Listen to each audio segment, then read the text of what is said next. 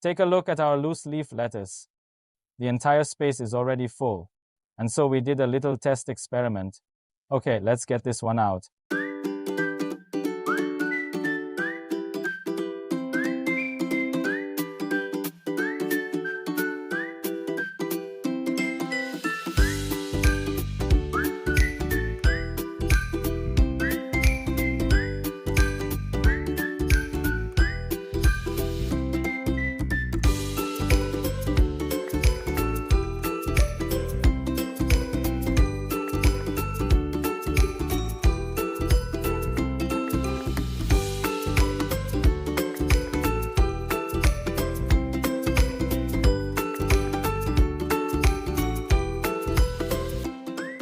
How does increased planting density affect the growth rate of leafy vegetables? Let's make a comparison.